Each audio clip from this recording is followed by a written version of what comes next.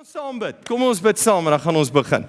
Vader, dankie vir u liefde en dankie vir u goedheid. Dankie dat ons vanaand saam kan wees en oor iets praat wat vir u baie belangrik is, wat vir ons almal belangrik is.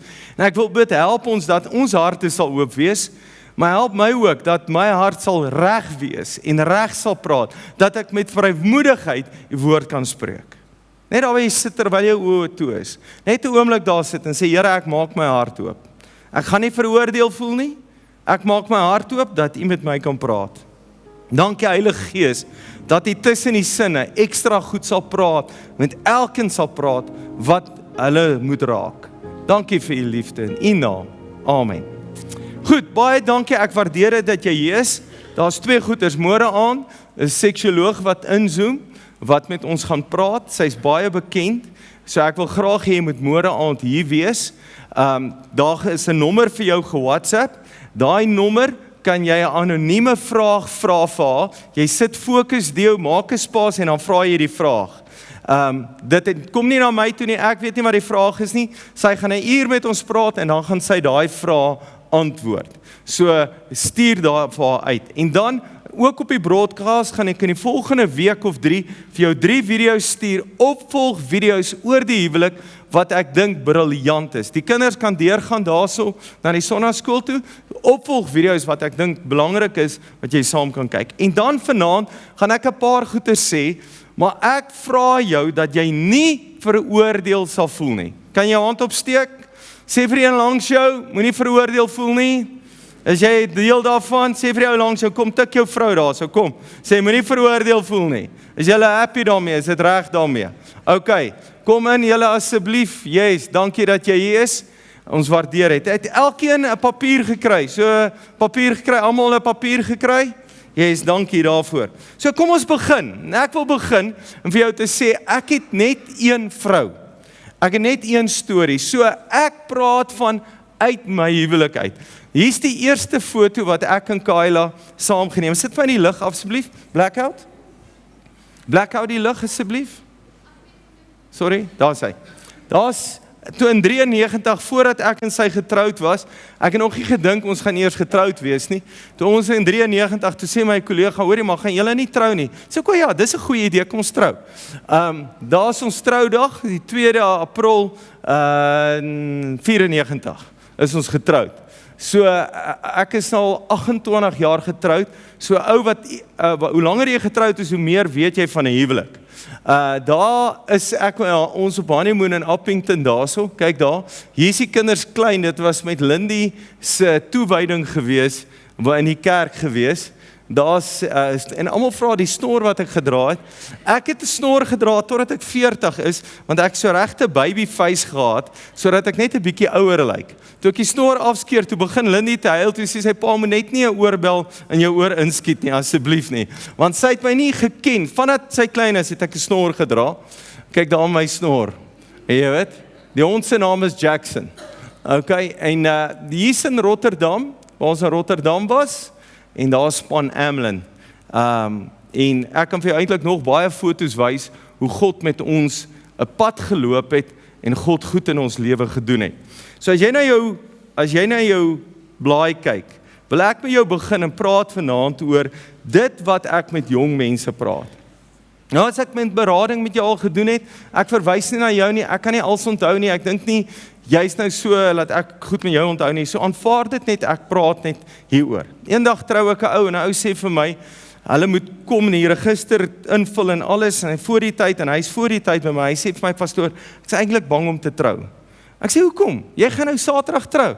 Hy sê, my skoonpa het moeilikheid, my ma het moeilikheid, my vriende is geskei. Ek weet nie of hierdie trouding werk nie. Ek sê, omdat hulle nie doen wat die Bybel sê nie. As jy vandag na my raad gaan luister, as jy vandag na die Bybelse raad gaan luister, gaan jou huwelik werk. God het jou geskape, dis omdat jy nie doen wat die Bybel sê nie, daarom het jy moeilikheid. As jy doen wat God se woord sê, sê jy nie moeilikheid nie. Dis wat ek glo met my hele hart.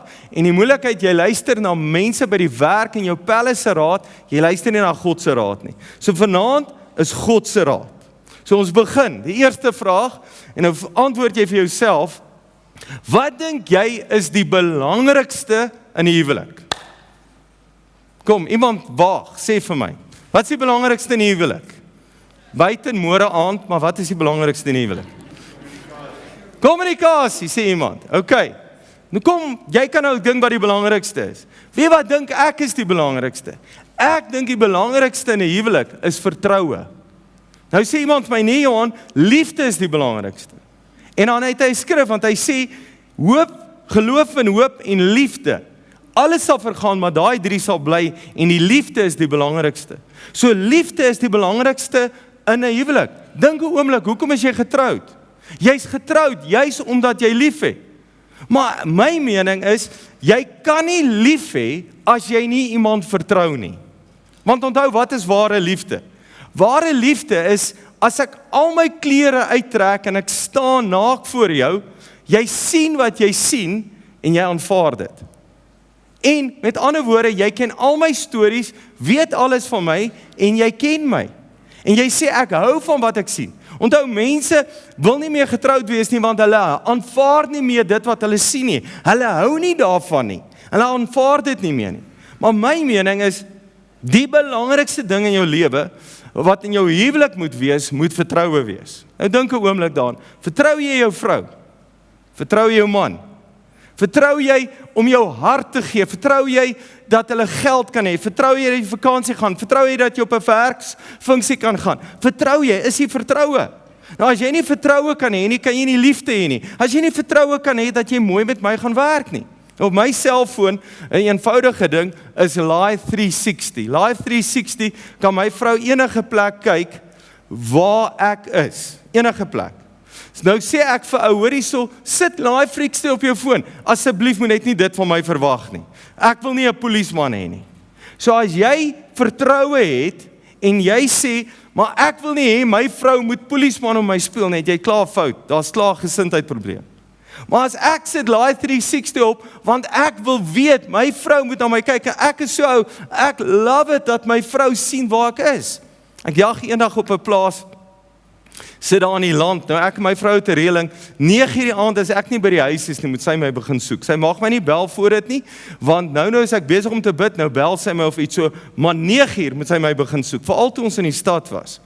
Maar op die plaas, om vir haar te verduidelik, om by Diederik uit te kom, is onmoontlik, ek kan nie, jy weet mos hoe 'n vrou verduidelik. Pastoor, jy ry tot daar by die groot boom, dan draai jy links, en dan daar waar daai klip is, daar draai jy regs. 'n Man verduidelik, jy ry tot by die roebord, dan draai jy links, en dan ry jy door die derde stop, en draai jy regs. Maar, nou het ek Live 360 op, 9:00, WhatsApp ek haar, en sê vir haar, luister, ek sit nog in die veld, weet wat sy antwoord? Ek sien. Want sy het gekyk waar ek is. So ek het ons niks om weg te steek nie. Nou is my vraag, hoe kry jy vertroue in jou huwelik? Verdien jy vertroue? Moet ander jy net vertroue gee? Of werk jy aan vertroue? Ek gee vertroue. Ek bly reg langs die kerk. As ek kerk toe loop, dan is my vrou se kantoor. Hoor jy liefie, ek loop gou kerk toe. Ek gaan gou kafee toe. My vrou wonder nooit waar ek is nie. Weet altyd waar ek is. Sy kan ek sê van my linkerkantste laai, daar's al my dokumente. My selfoon het nie 'n paswoord op nie. My komputer het nie 'n paswoord op nie. Sy kan enige kyk, enige ding iets vra, enige ding vra. En nou, sy kyk nie altyd na my rekening nie. Ek kan nie onthou wanneer laas sy ooit na my rekening gekyk het nie, maar daar's niks wat ek vir haar wegsteek nie.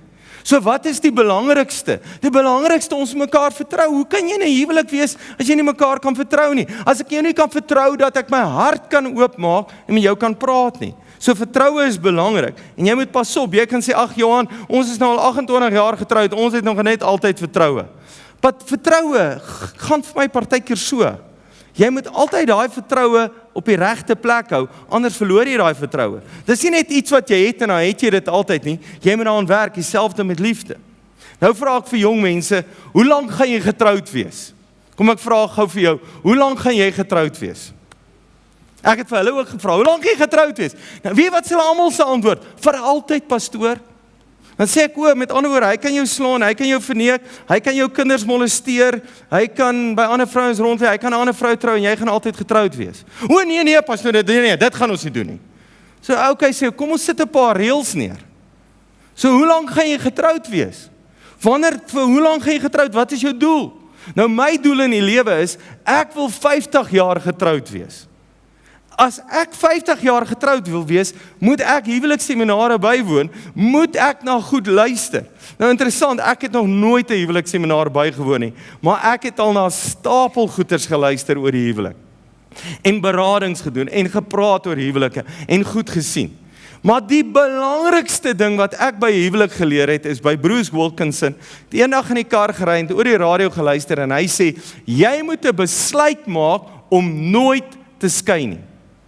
En net daar besluit ek sal my vrou nooit skei nie. Ek bel haar oor die telefoon, ek sê, liefie, ek sal jou nooit skei nie. Ek beloof jou vandag nooit, ek sal jou nooit skei nie. Sy sê, wat gaan nou met jou aan? Sê, ek het 'n besluit gemaak. Jy moet verstaan, my kinders is klein, en in daai stadium is my broer geskei, en ons ry daar verby Sasolburg, ons op pad vakansie, nou lê Kyle aan slaap, hulle twee is wakker, die son kom op, en toe ons verby Sasolburg ry, toe sê ek vir hulle, weet julle wat, ek sal nooit doen wat hom gedoen het nie. Ek sal jou ma nooit skei nie. En hulle sê, regtig pa? Ek sê, ja, jy moet weet, ek sal jou ma nooit skei nie. En net daar voel ek hoe 'n las van hulle afval, want jy moet onthou, al die kinders loop met 'n ding, gaan my pa en ma ook geskei wees. Gaan my pa en ma dit ook maak. En 'n oomblik vir hulle sê, ek sal nie skei nie, nou moet julle almal verstaan, ek sê, my vrou kan 'n boyfriend kry. Sy kan met hom 'n aand uitgaan, sy kan gaan koffie drink, ek sal hom nooi vir braaivleis. Maar ek gaan vir hom gif ingee. Ek gaan hom uitsort. Maar as sal ek nie los nie. Nou kan ek maklik praat. Maar wat maak ek as sy in die kar klim en ry en sê ek wil nie by jou wees nie? Maar sy moet dit traai, dan gaan jy sien wat ek maak. Maar ek moet so leef, ek moet so werk met haar dat sy my nie wil los nie. Ek moet so werk by haar dat sy by my wil wees. So, nou is ons op daai groot olifant in die vertrek van, wat van as jy nou geskei is? Wat van as jy sukkel met hierdie ding? Kom ons praat oor egskeiding. Vat jou bladsy, en blaai heel voor Matteus 19, en kom ek lees vir jou hierso.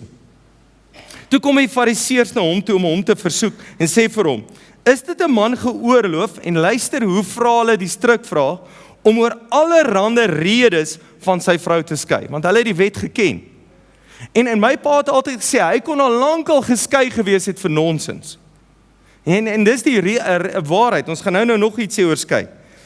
Maar hy antwoord hulle en sê, het julle nie gelees dat hy hulle gemaak het, van die begin af man en vrou gemaak het, en gesê, om hierdie rede sal die man en vader sy moeder verlaat en sy vrou aankleef, hulle twee sal een vlees wees, sodat hulle nie twee is nie, maar een vlees. Want wat God dan saamgevoeg het, mag geen mens skei nie. Hulle sê toe vir hom, waarom het Moses dan beveel om 'n skeibrief te gee en van haar te skei? En hy antwoord hulle, omdat Moses weens die hardheid van hulle harte, hulle toegelaat het om van die vrou te skei. Van die begin af was dit nie so nie. Nou sê hy, maar ek sê vir julle, elkeen wat sy vrou skei, behalwe oor hoerery, en vir ander ene trou, pleeg egbreek. En die wat die geskeide vrou trou, pleeg egbreek. Nou, ek wil nie met jou praat oor redes en hoekom en waarom en wat nie.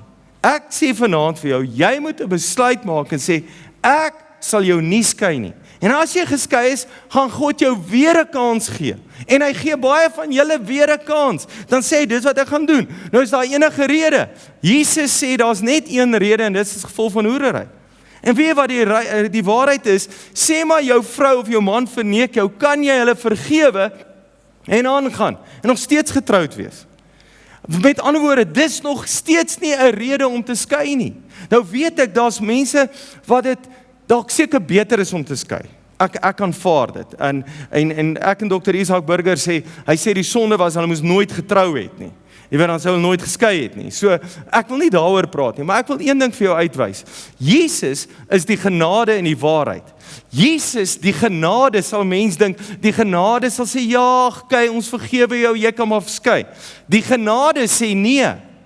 Die wet wat kwaai en hard en koud is, die wet sê ja.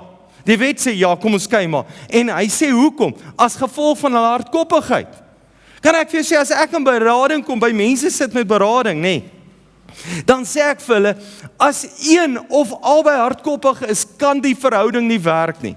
Een of albei moet ingee. As ek 'n klip vat, en hier's 'n glasblad, en ek vat hierdie klip, en ek gooi hom by 'n glasblad, wat gaan gebeur? Sê vir my, wat gaan gebeur? Tjong, breek. Maar sê my, daar's water, en ek gooi daai klip in die water, wat gaan hy maak? Bloep, en na 'n rukkie is dit weer kalm. So een moet sag wees, maar die regte rede is, albei moet sag wees, om te kan verander.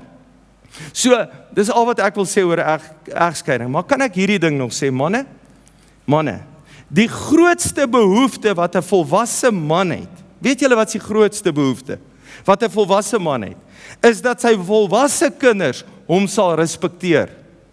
So jy moet pas op wat jy doen, wanneer jou kinders klein is. Jy moet pas op hoe jy met hulle ma werk. Want die behoefte van my behoefte is, dat my 2 kinders my sal respekteer. Jou behoefte is dat jou kinders jou sal respekteer. En jy kan nou 'n klomp goed aanvang. Ek praat met kinders, dan sê hulle, man, ek wil niks met my pa te doen het nie. Pa stuur WhatsAppies, dan sê ek, stel nie belang nie, want ek gaan my net weer seermaak, my net weer goeders aan my doen. Daai pa het klaar die behoefte, maar sy kinders wil niks met hom te doen hê nie. So jy moet baie versigtig wees hoe jy met jou vrou werk. Nou kom ons gaan na Efesiërs 5 toe. Ons gaan die gedeelte lees hierso. Want hierdie is die plan van God. Hierdie is die manier van God. As jy by hierdie plan bly, gaan jou huwelik werk. So kom ons lees dit. Vers 21. Wees uit eerbied vir Christus aan mekaar onderdanig. Vrouens, wees aan julle mans onderdanig, net soos julle aan die Here onderdanig is. Die man is die hoof van die vrou, soos Christus die hoof van die kerk is. Christus ook die verlosser van die liggaam, sy kerk. Soos die kerk aan Christus onderdanig is, moet die vrouens in alles aan hulle mans onderdanig wees. Mans, julle moet julle vrouens lief hê, soos Christus die kerk lief gehad het, en sy lewe daarvoor afgelê het. Dit het hy gedoen, om die kerk aan God te wy, nadat hy dit met die water en die woord gereinig het. Sodat hy die kerk in volle heerlikheid by hom kan neem, sonder vlek of rimpel, of iets dergeliks, heilig en onberispelik. Die mans behoort hulle vrouens so lief te hê, soos hulle eie liggaam. Wie sy vrou lief het homself lief. Want niemand het nog ooit sy eie liggaam gehad nie. Inteendeel, hy voed en versorg dit, soos Christus met sy kerk doen. Omdat dit sy liggaam is, waarvan ons lede is. Daar staan in die skrif, en nou verwys hy weer wat Jesus gesê het, en wat Genesis gesê het. Daarom sal 'n man sy vader en moeder verlaat, en saam met sy vrou lewe, en hulle 2 sal een wees. Hierin lê daar 'n diep geheimenis opgesluit, en ek pas dit toe op Christus en die kerk. Jy moet let, Christus en die kerk. Maar dit is ook op julle van toepassing. Elkeen moet sy vrou so lief hê, soos hy homself lief het, en 'n vrou moet haar man eerbied betoon. Nou sê ek vir jou, as jy hierdie reëls nakom, werk blom jou huwelik. Jou huwelik sal blom. So kom ons vra eerste, die groot moeilikheid vir die vrouens is, jy moet aan jou man onderdanig wees. Vandag is dit 'n groot vloekwoord geword, en ek dink dis die man se skuld dat dit 'n vloekwoord is. Dis baie bad, die wêreld is baie bad daaroor. Maar ek wil hê, jy moet terugblaai in vers 21, sê,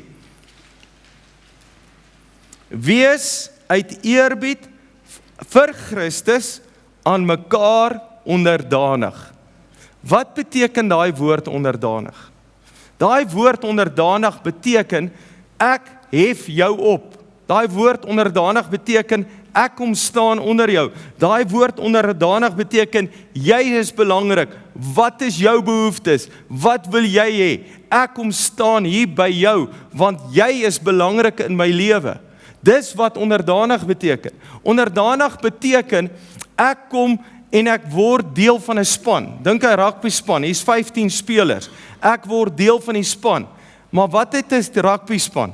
Hy het 'n kaptein en hy het 'n onderkaptein. Ons span Amelin het 'n kaptein. Ek is die onderkaptein, sy is die kaptein. Ek sê maar net vir hulle so. Maar dit is eintlik andersom. Jy's 'n span. So wat sê jy? Ek sê vanaand dat uit eerbied kom luister ons vir mekaar. Nou wat beteken onderdanig? Onderdanig beteken ek het 'n aksie, ek doen iets vir jou, ek luister vir jou, daar is 'n aksie. Maar dis ook 'n attitude. Kom ek verduidelik vir julle wat 'n attitude. Jy sê vir jou kinders, gaan was die skorrelgoed.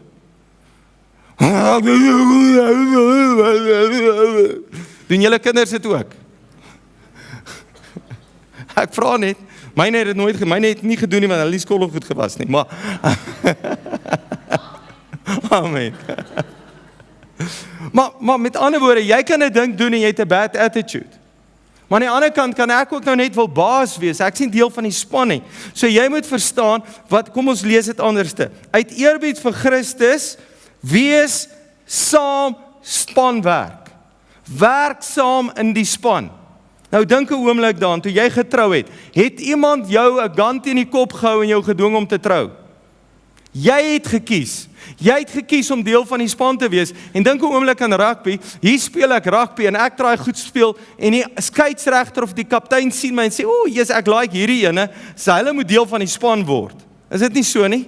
Ja, ons watch mekaar, sien mekaar. Ek wil deel van die span word. Nou begin hulle jou, hoorie, kom speel saam met ons rugby. Kom ons jol saam. Jy weet, kom ons is hierso. Dan trek hulle jou in en jy kies vrywillig. Niemand dwing jou nie. Ek dink baie blou bulle is gedwing want hulle speel nie eintlik op die veld, jy weet hoekom moet ek hier wees? Jy weet, dis net 'n grappie. Jy is vrywillig, jy het gekies om daar te wees. Hoor wat sê Romeine 13. Hy sê, laat elke mens onderdanig wees aan die gesaghebbers wat oor hom aangestel is. Met ander woorde, hy praat van ons regering. Maar hoor wat sê hy, onderdanig wees. Want daar is geen gesag wat nie van God afkomstig is nie. Dit beteken nie alle gesag is heilig nie, want onthou, God het hulle aangestel, maar hulle doen onheilige goed, hulle doen bose goed. Maar God het hulle aangestel en die wat daar wel is deur God ingestel. Wie die gesag teenstaan, verset hulle dus teen die instelling van God. Verset teen die instelling. En diegene wat verset, sal 'n oordeel oor homself bring. So nou, hoe het God dit gestel? God het gestel, die man is die hoof. Die vrou moet kom en sê, ek onderdanig wees. Kom ons praat weer van hierdie spanwerk. Ek en sy is saam, dis God se instelling. So ek moet kom en sê, ek gaan saamwerk in hierdie span, ek gaan luister. Kom nou weer terug by vertroue. As ek by vertroue kom, dan sê ek, hoorie, maar ek wil vir my man luister, maar ek wil ook vir jou luister. Jy weet, ek luister na my hart en ek gaan na jou hart luister. Luister na my behoeftes en ek luister na jou behoeftes. Ons werk saam daarin. So, as jy nou daai selfde bladsy, sê ek dat 'n huwelik is 2 kontrakte, 'n subkontrak. As ek toe hulle hierdie gebou het hulle bouers aangestel. Ek het foto's waar hulle gepleister het en gebou het. Die kontrakteur het gebou. Hulle het 'n elektriesien aangestel wat 'n subkontrak gehad het, wat al die drade deurgetrek en al die goeders gedoen het. Daar was ouens wat die kontrak gekry het om hierdie stoele te doen. Al wat hy gedoen is om die stoele te doen. Nou vra ek vir jou, die ou wat die stoele maak en die stoele kom insit, as hy daai muur begin pleister, dink jy daai muur gaan Shanana lyk? Dit gaan so 'n stoelerag lyk.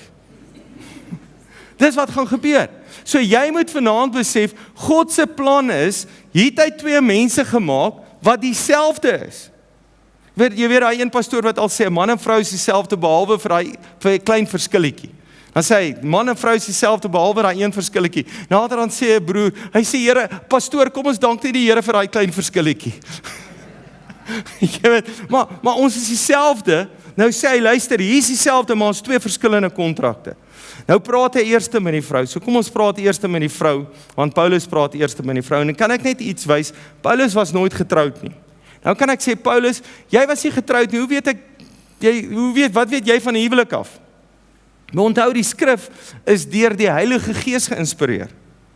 So, en ek dink, as ek berading doen, is my grootste moeilikheid dat ek die man se kant kies.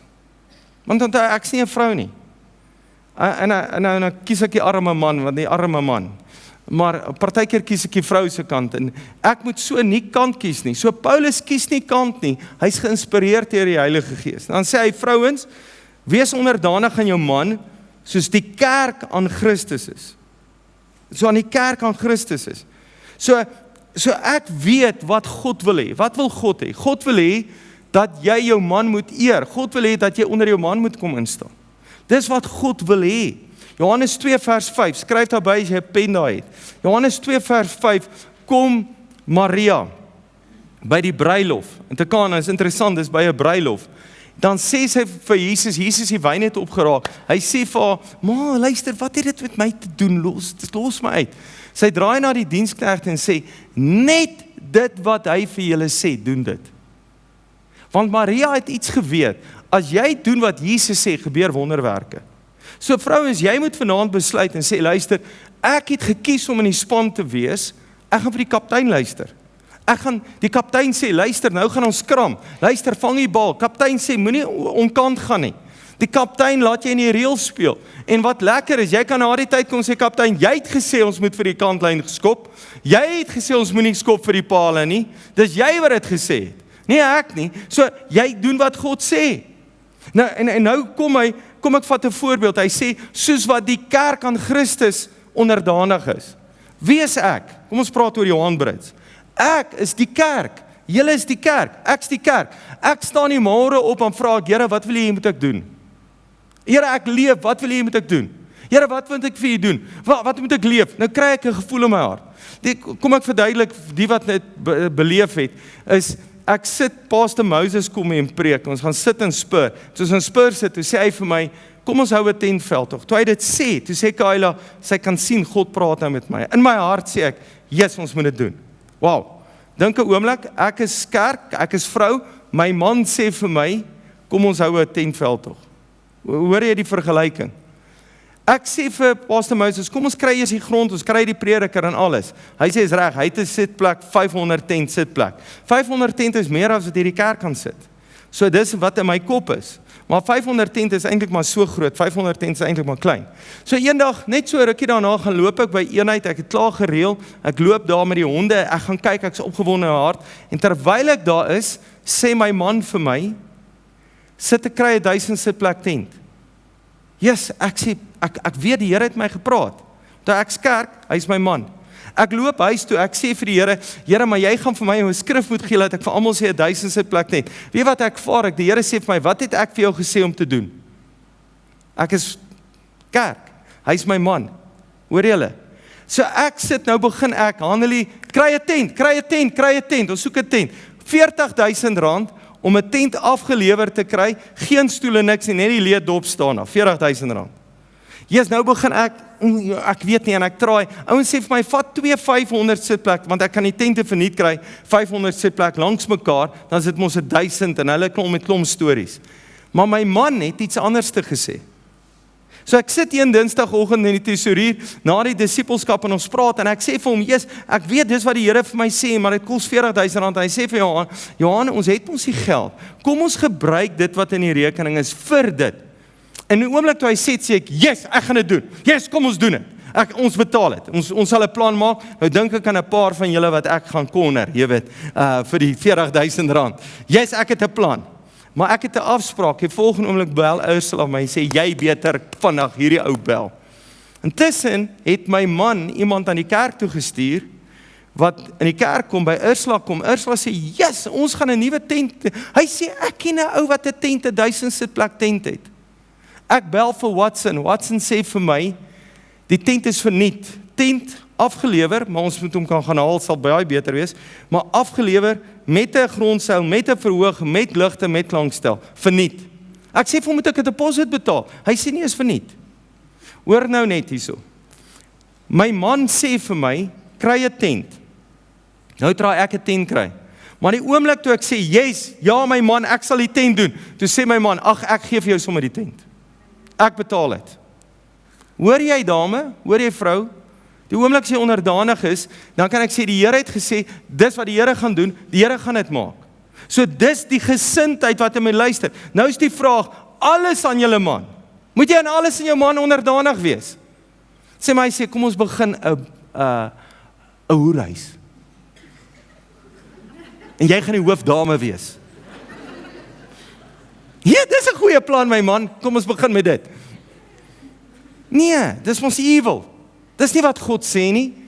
Hy staan onder die gesag van die Here. As jy kom en sê, ja die Bybel sê, jy moet vir my luister, dan moet jy vir hom vra, is jy nou 'n moslim? Want die moslims trek hulle vrouens so aan, en die vrouens word soos honde behandel, ja, hulle moet luister. En klem, onthou die Bybel sê, jy moet luister. Is jy nou 'n moslim?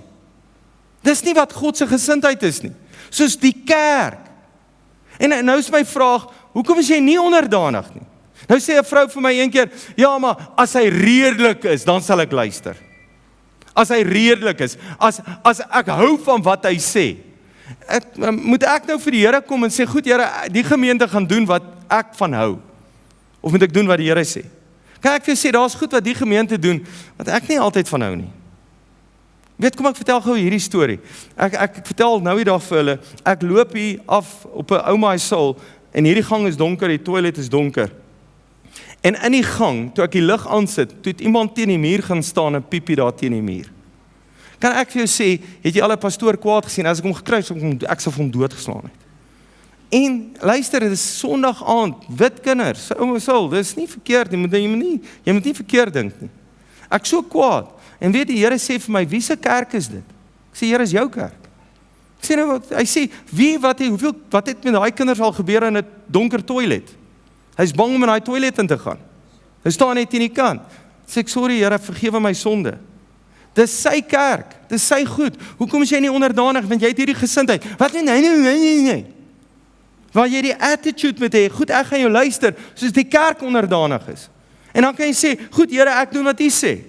En nou sê hy vir die vrou, dat julle saam gaan lewe. Kan ek vir jou sê, vrouens, los bietjie jou pappie en mammy uit. Toe ek en my vrou getroud is, binne die eerste jaar is daar 'n rekening, mediese rekening en my skoonma betaal het. Sy het so 'n goeie hart, sy betaal die rekening. Toe ek al van hoor, sê ek, nee, stop, gee die geld terug vir jou ma. Dis my verantwoordelikheid. En ek wil vir almal van julle sê, dis baie lekker as pappie en mammy goeders betaal vir jou, maar dis verkeerde goed in jou huis. Jou pappie en mammy moet uitbly. Ek sê vir my kinders en my vrou, eendag as julle getroud is, wat jy ook al vir jou ma sê, moet jy bereid wees om vir jou man te sê. Jy moet na huis toe kan gesê, ek het vir my mammy gesê, jy dit en dit en dit en dit gesê en dit gedoen. Manne, kan ek vir jou sê, as jy iets vir 'n pel vertel, moet jy bereid wees om huis toe te kan gaan. Ek het vir daai pel gesê, jy het weer op my geskreeu vanmôre. Jy moet bereid wees om te gaan praat. So, hy sê jou eie huis te kan kry, jou eie gesin te begin. Los bietjie pappie en mammy uit. En luister weer, jy het gekies, niemand het jou gedwing nie. Nou vra ek vir jou, het jy gekies om vir hierdie man 'n subkontrak te wees? Het jy gekies, die ou met wie jy nou getroud is? Jy het gekies, niemand het jou gedwing nie. Maar het jy gekies, ek gaan onderdanig wees, hier onder hom inkom staan, ek gaan hom ophef. Dan sê hy, die vroue moet aan die man eer betoon, daai laaste skrif daar so vers 33. Die vrou moet aan die man eer betoon. Hoe betoon die kerk aan God eer? Kan ek vir jou vra? Wat doen die kerk? Here, ek loof U. Here, ek prys U. Here, ek aanbid U. U is God, U is koning. Dis 'n eer. Met ander woorde, hoe praat jy oor jou man? Wat praat jy van jou man? Besing jy sy lof? Maar dis ook, as ek hier my hande afsit en my op my hande klap en ek stap hier uit, wat doen ek as kind van die Here? Bring ek eer aan my man? Ek, Johan Brits, hierdie gemeente, hierdie kerk, bring ons eer aan God. Weet toe, hierdie gemeente, toe ek die eerste keer sê, ons moet 'n Engelse diens begin, toe kom sien die kerkraad my en sê, asseblief, hulle vra my, ek moenie Swartes kerk toe nooi nie. Weet wat, God het hulle net weggevat.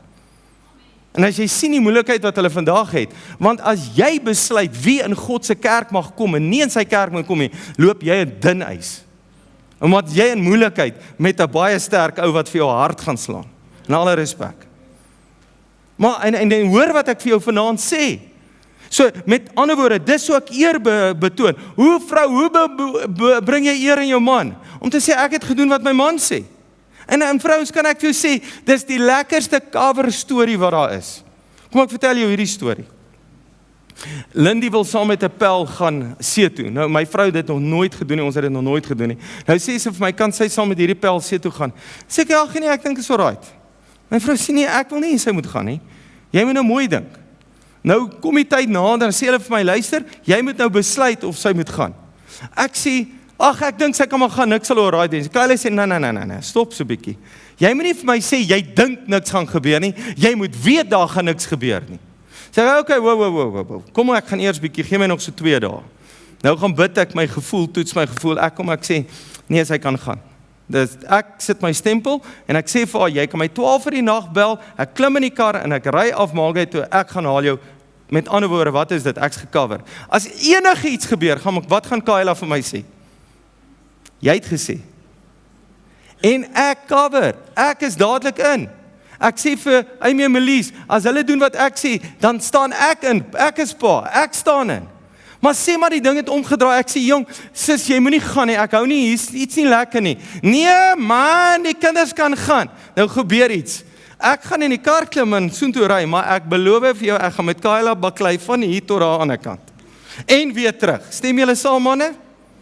Verstaan jy die attitude? Verstaan jy om te kan luister? Nou, manne, hy praat met die vrou 1 keer, maar hy praat 5 keer met die mans.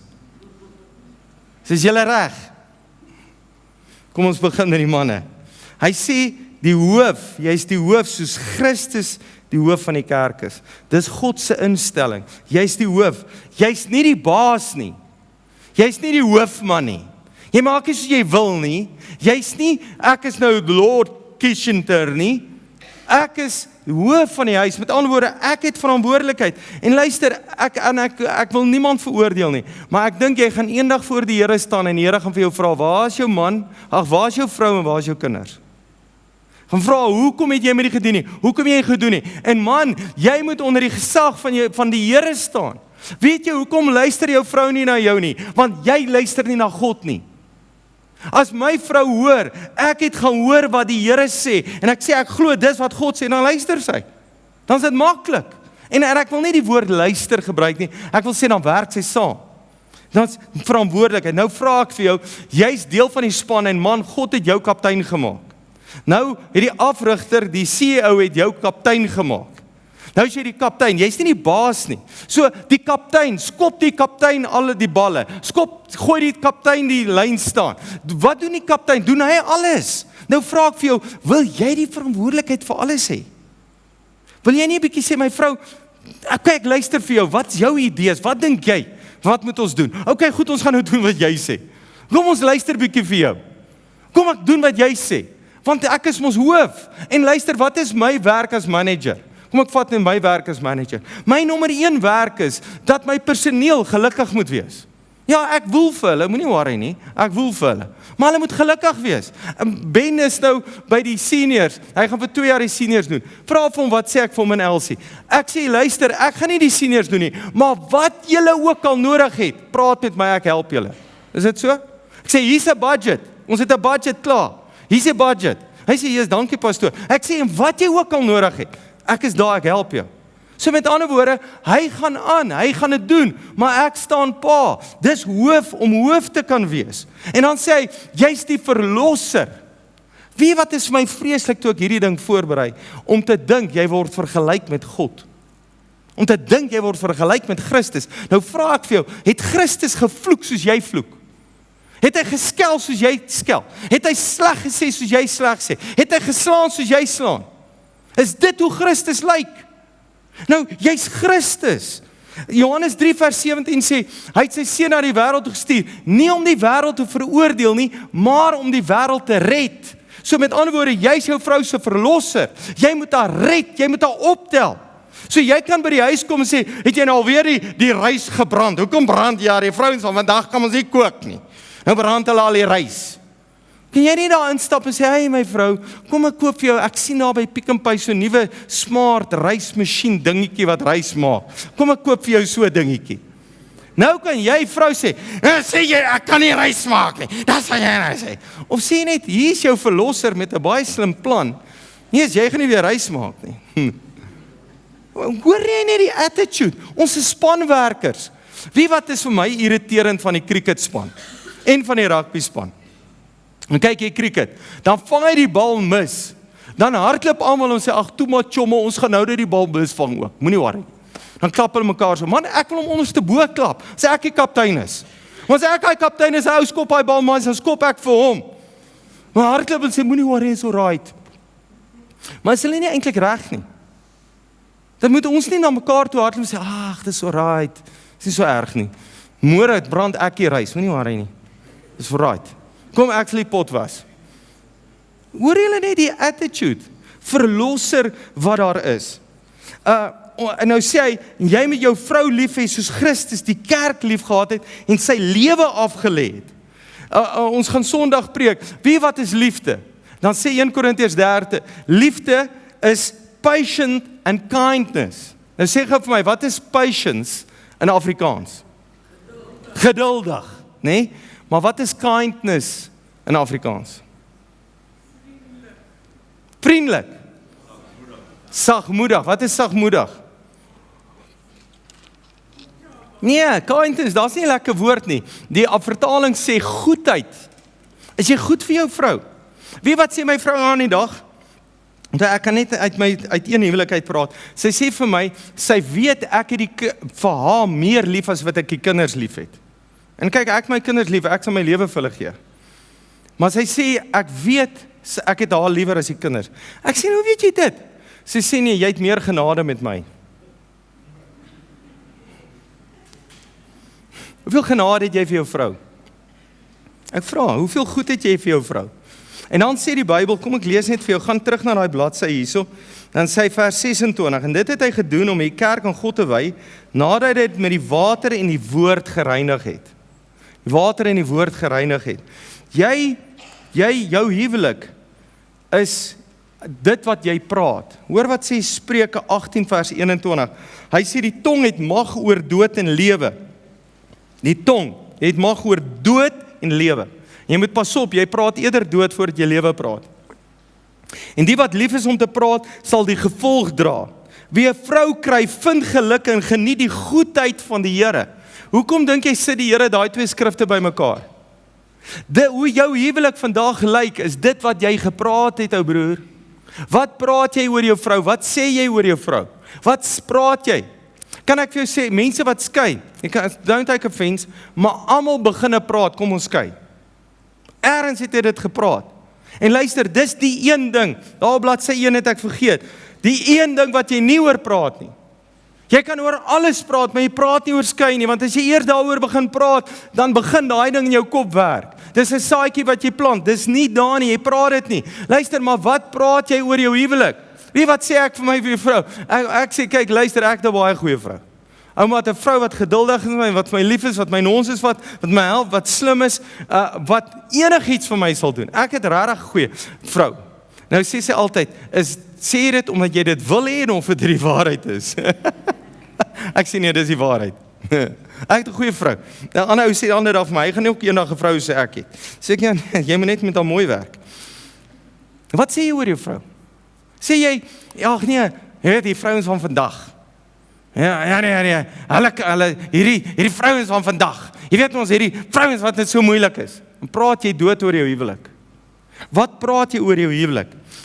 Nou sê die Bybel dat Christus ons gewas het met die woord. Dit beteken, hy het ons in 'n bad gesit in die woord, hy sit ons in die woord en hy reinig ons. Jy reinig jou vrou deur jou woorde, deur dit wat jy sê. Nou sê ou vir my, ja, ek moet my vrou reghelp, ek moet vir haar op haar plek sit en haar reghelp. Weet wat doen jy? Jy vat haar, sit haar in 'n bad, jy vat 'n skropborsel en jy begin haar te skrob met die skropborsel. Dis wat jy doen. Want jy sê haar sleg, jy beledig haar. Dink jy, ek vra net vir jou, sê maar ek kom en ek beledig jou. Ek die pastoor beledig jou. Gaan jy weer kerk toe kom? Nee, jy gaan nie. Ek weet. As ek jou sleg sê, as ek met jou moet praat soos wat jy met jou vrou moet praat, kan ek vir jou sê, as jy met my praat soos wat jy met jou vrou praat, neek ek vir jou. Ek beloof vir jou. Ek kan nie glo. Mense het al vir my audio's gespeel van hoe hulle met mekaar praat en mekaar vloek. Dan dink ek, is dit hoe Christus lyk? Is dit hoe die kerk lyk?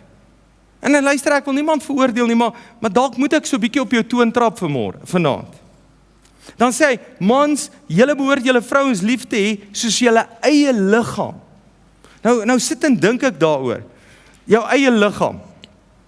Iemand vertel vanmôre by die disippelskap, hy werk met 'n boor en hy kry hierdie gevoel, moenie met jou kaal voete daar nie, en die volgende oomblik vang die boor en hy sny 'n klomp velle van sy toon af daarso. Ek weet nie wat hy gedoen het nie. Maar hy het seer. Ek sê ek het seer, ek wil nie seer hê nie. Jy wil nie jou vrou seer maak, jy wil soos jou eie liggaam. Jy wil nie jou eie liggaam seer maak nie. Nou, hou vas in jou stoel. Weet wat is die ergste ding wat 'n vrou vir 'n man kan sê? Wat ek dink die ergste ding is. Sê, jou tottie is maar klein, jong. Stem julle manne saam? Dis baie erg. Want waar sit 'n man se selfbeeld? Hy sit hier. Don't take offense, is groot mense. Maar wat sê jy oor haar liggaam? Ja, lekker dik, nee. Ja, nee, jy raak ook maar oud. Wat sê jy oor haar liggaam? Wat praat jy oor haar liggaam? Wat sê jy van haar? Jy sê sommer klonk, ja nee, ek dink ons moet 'n bietjie op 'n diet gaan, nee. Jy wil nie hê sy moet lelik praat nie, maar wat sê jy van haar? Nou met ander woorde, dit is jou liggaam. Wil jy vroeg die môre opstaan? Wil jy gaan goed was? Wil jy gaan stryk? Wil jy hierdie goeders doen? Jy moet haar lief hê soos wat die Christus die kerk lief gehad. Dan sê hy, voed en versorg. Wat het God gedoen met die kerk? Hy het die kerk om versorg. Hy het verskillende bedieninge gegee. Kan ek vir julle iets vertel? In hierdie kerk, ek kan alles in hierdie kerk doen. Ek kan die kamera werk doen, ek kan die Zoom doen, ek kan die komputer doen, ek kan mense by die deur groet, ek kan die kinders, ek kan alles doen. Dis vir my belangrik, ek kan alles doen. Ek dink nie ek kan die komputer doen, die program nie, maar ek sal leer om dit ook te doen. Maar as ek alles doen, gaan ons so klein gemeentetjie wees. Dis wat gaan gebeur. Want ek kan net 20 mense bedien, dis al. Maar as julle almal saamwerk, as jy by die deur staan en groet, as jy hierdie werk doen, jy daai werk doen, jy hierdie ene, daai ding doen, dan word ons gemeente groter. Nou wil jy alles doen. God het gekom en kom voed jou liggaam. Jou liggaam moet gevoed word. En nou sê hy weer, sodat mans, julle vader en moeder verlaat. Hy sê weer, kom in jou eie huis. Luister, ek dink is goed dat jy na jou pa se raad luister. Maar dis waar dit moet stop. Jou pa kan nie net sommer in jou huis inloop nie. Jou ma kan nie net sommer in jou huis inloop nie. As jy naby jou pa en ma bel, moet jy eers 'n afspraak maak. Ouens, die grootste fout is dat ouers inmeng in kinders se huwelike in. Moenie dit doen nie, asseblief nie. Bly uit dit uit. Hou jou mond. Ek sit nou die dag by mense en hulle sit en huil saam met my en ek sê vir hulle, skielik besef ek, wat maak ek as my kinders trou en hulle het huweliksprobleme? En baie van julle het dit al beleef, jou kinders het huweliksprobleme, wat maak jy? Ek weet nie.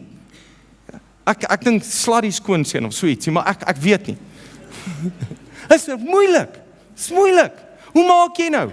Maar ek dink, hou jou uit, hulle uit, sorg dat, en kom uit, nou is ek getroud, sorg dat my pa en ma uit die huwelik uit bly uit die huis uit weg, want hulle gaan jou huwelik opvoeder. Jy luister, jy slaap nie by jou pa en ma nie, jy slaap by jou man, jy slaap by jou vrou.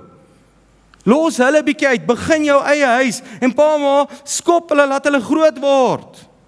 Hulle uit die huis uitkom.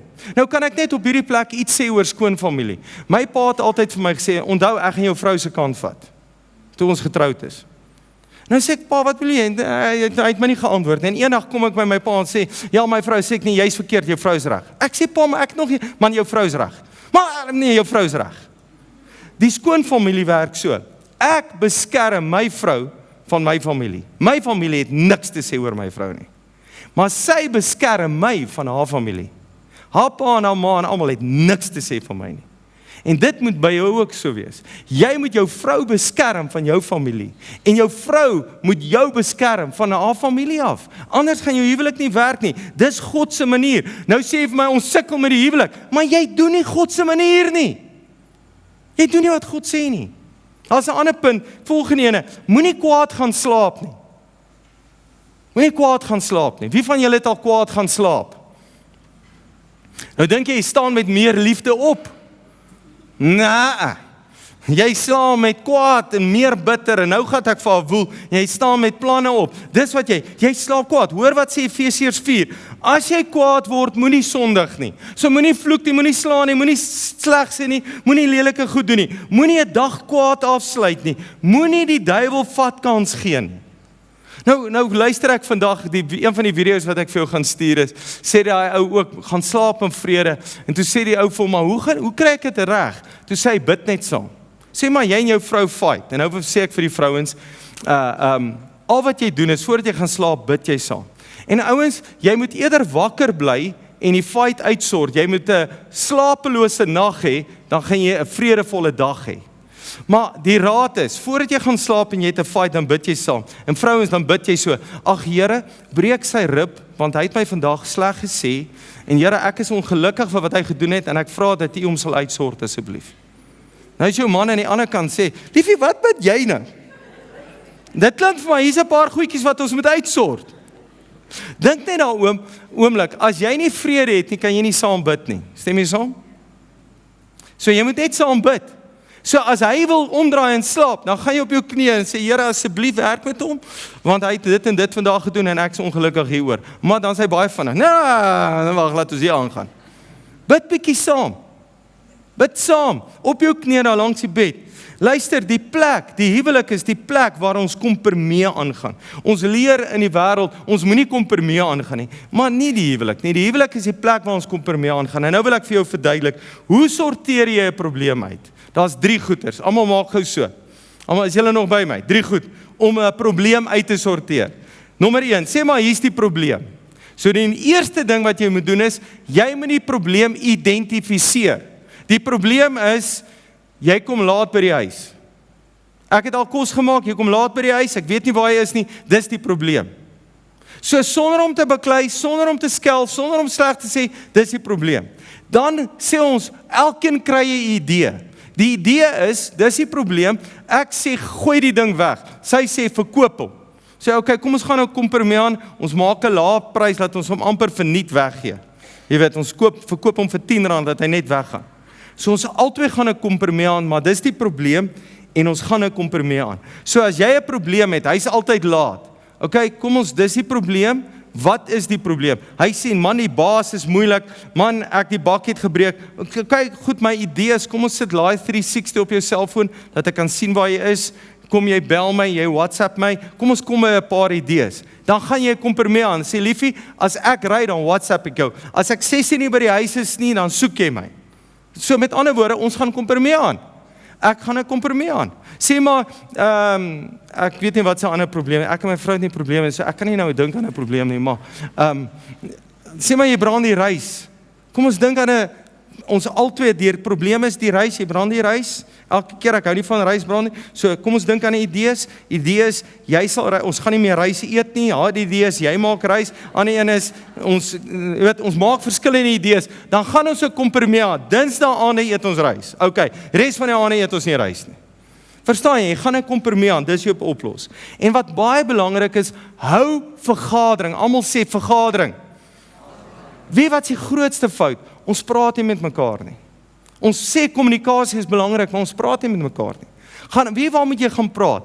As jy wil gaan beklei, gaan Spur toe, gaan sit daar en beklei daar.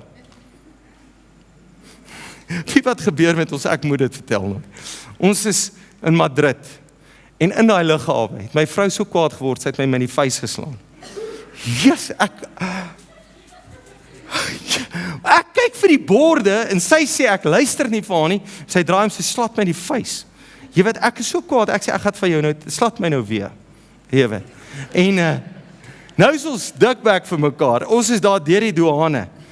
En nou gaan sit ons, niemand kan Afrikaans praat nie. So ek en sy pak uit, Lindy loop, sy wil nie deel van die fight wees nie, Amy is daar, sy sit, sy huil, ons skreeu, ons sê, ons praat. Hier sit 2 ouens, hulle check ons heeltyd so. Ek sê nader, wat hierdie 2 ouens? Ek weet nie, toe ons nou vrede maak, daar staan op en loop hulle. So hulle het daar gesit en die fight gekyk. En die groot grap is, nou sit ons op die vliegtuig, ek voel so sleg, ek voel so 'n hond. Nee, nou sê ek, sorry, ek praat, ek sê sorry. Want niemand in die vliegtuig kan ons maar verstaan nie, ons is op pad terug Suid-Afrika. Toe ons amper land, sê oomie langs my, en van waar was julle in Suid-Afrika?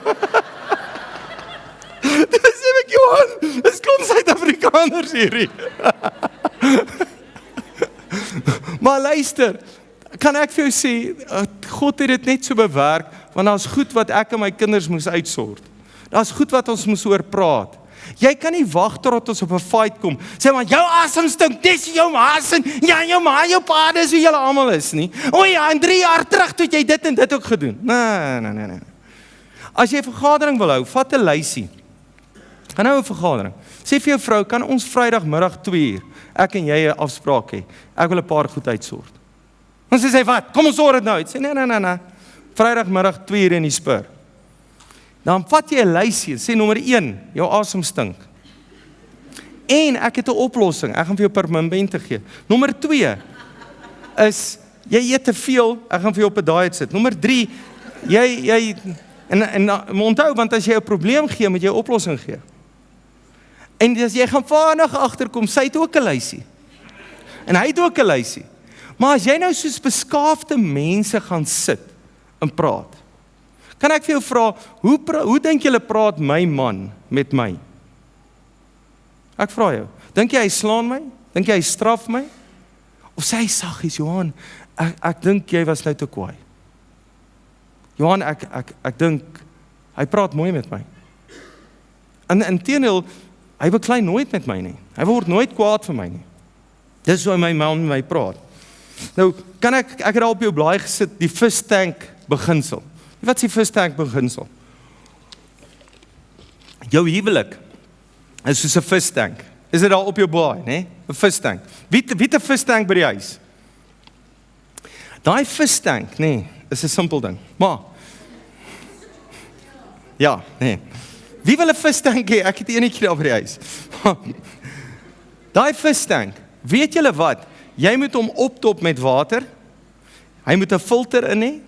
Die water moet skoon gehou word. Die vis moet kos kry. Dan moet na hom gewerk word.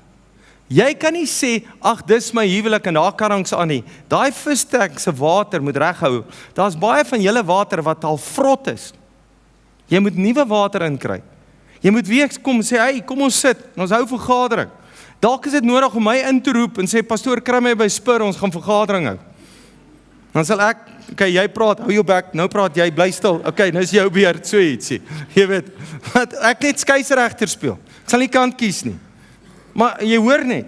En baie keer in berading, hulle lieg altyd vir my en hulle kom dink ek moet kant kies. Maar die fish tank beginsel is ook, as jy jou vrou slaan, dan vat jy 'n hamer en jy slaan daai fish tank stukkend. Hy lek. As jy geskei is, slaan jy daai fish tank stukkend. As jy jou vrou verneek, slaan jy die fish tank stukkend. Nou jy kan die fish tank regmaak en superglue plak, maar daar's 'n merk. Dit lyk nie lekker nie. So jy pas op wat jy doen. Pas op wat jy sê, want jy gaan daai fish tank seermaak. Ek dink hy kan reggemaak word, want die manier om regmaak, hulle haal daai hele plaat uit wat stikkend is, en hulle sit 'n nuwe glas in en hulle maak hom weer reg. So jy kan iets vergewe, ons gaan nou oor vergewe sê en regmaak. Kan ek praat oor kommunikasie? Terwyl ons nou hier is. Kommunikasie dink ek is die belangrike ding. Jy moet vergadering hou, maar die ander persoon moet besef, jy het gaan dink wat jy gaan sê.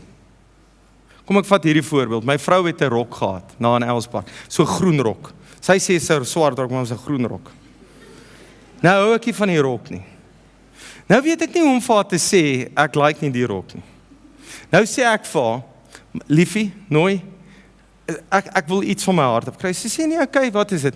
Ek sê, gee die rok vir die bediende. Sy sê, wat is fout met die rok? Niks. Moenie vir my meer vra nie, ek wil niks verder sê nie. Ek vra jou, dis al wat ek jou vra. Nee, okay, ek gaan vir jou luister. Ek sê, maar hier is my kredietkaart, gaan koop 'n ander rok, want onthou, as ek 'n probleem gee, moet ek 'n oplossing gee. So as jou man vir jou iets kom sê, dan vra jy, waar is die oplossing? As jou vrou iets wil sê, waar is die oplossing? So, nou gee sy die rok. Die bediening kyk sê, wat fout met die rok? Nee, ek weet nie, maar die baas sê, ek moet hom vir jou gee. Die Maruti, ek moet hom vir jou gee. Nou gee sy hom net weg. Weet wat sê sy later vir my? Sê, Johan, weet wat ek waardeer het, is dat ek het besef, jy het gaan dink, hoe jy hierdie ding vir my gaan sê. Jy het gaan dink. Het jy al 'n bietjie gedink, hoe jy iets vir jou vrou sê? Gedink, mooi gaan dink, mooi gaan bid, gaan vra vir die Here, Here, wat wil jy moet ek doen? Jy weet, onthou in huwelike, en julle almal sit met dieselfde moeilikheid, jy wil jou vrou verander, jy wil jou man verander, maar raai wat, jy kan hom nie verander nie. Jy kan net jouself verander. Ek kan jou nie verander nie. Jy kan net jouself verander. As jy jou huwelik wil verander, moet jy jouself verander. Ek self moet iets doen. Ek self moet kom en sê, dit wat ek moet doen. En ouens, kan ek 'n ander ding sê, wat van die duiwel af is stilstype. Ek weet nie een van julle doen dit nie. Maar daar's ouens wat by my gekom en dan kom die vrou en sê sy, haar man praat nou vir 3 dae nie met haar nie. Kan jy dit glo? Dis 'n vark man. Wat dit nie doen, dit is 'n stilstype, en nou het hy stilstype, met ander woorde, hy groet aan, hy praat met aan, gaan weg. Waar kom jy net in jou lewe man? Dis van die duiwel. Kan ek nou eerlik sê, ek en my vrou nooit beklei nie, ek een keer het ek en sy 'n fight gehad, wat ek baie vaak kwaad was, en ek was eintlik verkeerd. Maar in COVID, was ons spanning hoor, het ons bietjie krapperig geraak met mekaar. En weet wat het ons gedoen? Ons het lekker op mekaar geskreeu. Maar sy daar staan, sy loop nie weg nie. Weet wat is ons grootste fout? Jy dink, kom ek loop weg en raak 'n bietjie kalm. As jy wegloop, dan sê jy, ek is klaar met hierdie verhouding. Jy staan daar stil, en jy vat die pak sla. Jy staan daar stil. As jy in 'n fight klim, en jy klim in 'n bokskruit, dan hardloop jy nie weg nie. Jy bly in die fight. En sê, nou wys, ons sort hierdie ding uit. En dan begin ons naderhand te huil, dan begin ons naderhand mekaar te druk en vas te hou. Ek vra jou kinders, sien jou kinders hoe jy baklei, sien jou kinders hoe jy regmaak, sien jou kinders hoe jy met jou vrou werk, met jou man werk. Maar jy staan daar, en sê ons sort hierdie ding uit. En dan is dit nie ou koeie wat ons uithaal nie, ons bly hierso. En sê, man, dis hoe ek voel.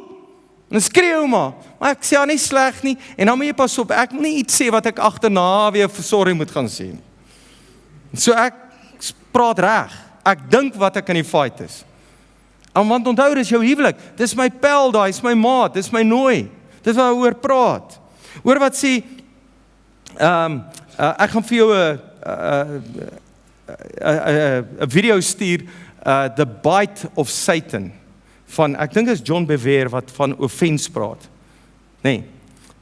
Offense praat. Weet wat is die grootste moeilikheid in 'n huwelik? Jy vat offense, jy neem aanstoot. Moenie dat jy aanstoot neem nie. As jy aanstoot neem, gee jy die duiwel vatkans. En jy gaan slaap met aanstoot. Weereens gaan bid, kom ons bid saam, dan kyk of jy in vrede kan slaap. Kyk daar. Nou wil ek iets sê vir julle manne, Genesis 3 is baie belangrik. Kom ek lees net daar. Hulle het klaar sonde gepleeg, en God sê vir hulle wat gaan gebeur. Maar God het vir Abraham 'n ding geleer, kom ek net hier dink, God het vir Adam 'n ding geleer, God het vir Adam gesê, kom ek bring al die diere na jou toe, en God kyk wat hulle naam gaan wees, wat die naam hy hulle gaan gee. En die Bybel sê, dit wat hy hulle genoem het, dis was hulle gewees, dit was hulle karakter geword. Nou, so met hierdie agtergrond, sê God, in die sweet van jou aangesig, sal jy brood eet, totdat jy terugkeer na die aarde toe, want van daaruit is jy geneem. Van stof is jy, en tot stof sal jy terugkeer. So God het vir hom sê, jy gaan doodgaan. En hoor wat gebeur. En die mens, die volgende skrif, en die mens het sy vrou Eva genoem, omdat sy die moeder geword het van alles wat lewe. Nou is baie interessant. Het alle lewe uit Eva uitgekom? Nee, die nuwe vertaling sê, lewe van alle mens. Maar ek hou van die ou vertaling, en dis wat die King James ook sê. So wat het Eva Adam gedoen? Die oomblik toe hy hoor, hy gaan sterf, toe sê hy vir Eva, jy's lewe. Van nou af noem ek jou lewe. Eintlik beteken Eva, lewe. Hy begin lewe te spreek oor haar. Nou sê hulle, kommunikasie is belangrik, maar hoeveel lewe spreek jy in jou huwelik in? Hoeveel lewe praat jy in jou huwelik in? Sê my vrou, jy's lewe. My vrou, sy gaan speel nou die dag golf saam met my. Toe sê sy vir my, ek moet duidelik baie meer golf saam met jou speel. Want jy praat so sleg oor jou golf. Sy kan nie glo, dis die pastoor nie. Sê, wat gaan nie aan? Maar, want sy moet my kom reghelp. Want ek raak so kwaad, ek gaan ons nou 'n birdie slaan, en ek is nou Tiger Woods, en dan kry ek dit nie reg nie. Maar sy met my praat jy lewe. Sy's lewe, sy moet lewe praat. Praat jy lewe oor jou huwelik? Wat praat jy oor jou huwelik? Wat sê jy oor jou huwelik? Om daai ding te kom praat, en dit wat jy praat, dit gaan haar karakter wees, dit wat jy haar noem. Dis hoekom ek noem haar nooi. Sy's my nooi. Ek love haar, ek like haar. Ek praat oor my vrou, vrede, 'n vrou wat lewe praat. Nou vra ek vir jou, ek sit eendag met 'n koppel wat wil skei, hulle is op die einde van die dag skei, jare terug in die vorige gemeente. Nou luister ek na hulle stories. So ek so 'n rukkie geluister het, sê ek vir, weet wat is jou probleem? Jy luister nie vir jou man nie. Man haak af, ja pastoor, sy luister nie. Ek sê, dis omdat jy nie lief het nie. Ja pastoor, hy het my nie lief nie. Ek sê, dis omdat jy nie luister nie. Ja, ja. En dis so, hoe meer jy onderdanig gaan wees, hoe meer gaan hy lief hê. Hoe meer jy lief het, hoe meer gaan sy luister.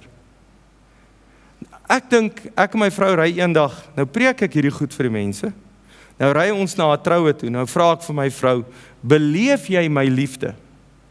Jy al vir jou vrou gevra, of dalk moet jy haar vanaand vra, beleef jy my liefde, beleef jy dat ek jou lief het? Kom ek vra jou. Om jy reg wees, as ek gaan antwoord. Dalk moet jou vrou, dalk moet jy vrou vir jou man vra, beleef jy dat ek jou eer? Beleef jy dat ek na jou luister?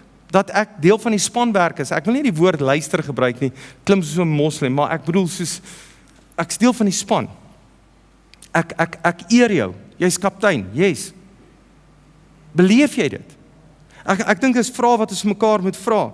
Nou sê 1 Petrus 3 vers 7, kom ek net eers sê 'n groot geheim, wat ek nou geheim vir julle wil vertel.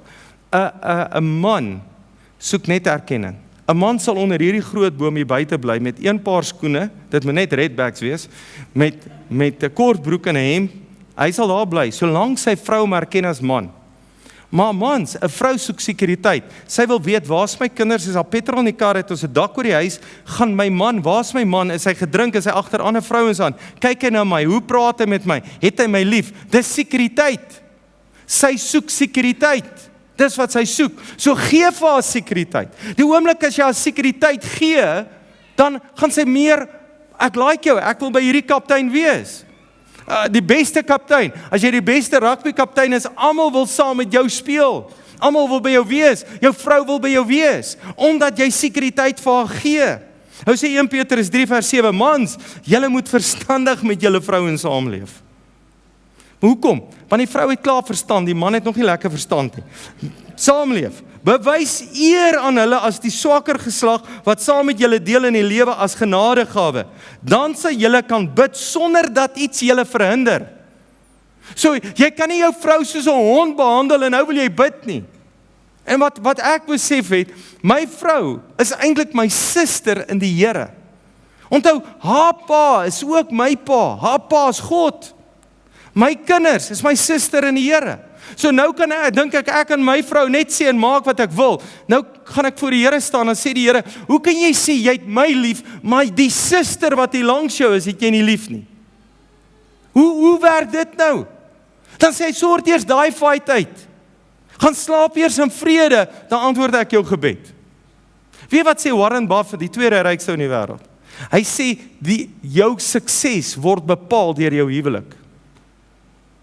Hoe meer as jy wil hê met jou besigheid beter gaan, sorg dat jou huwelik reg is.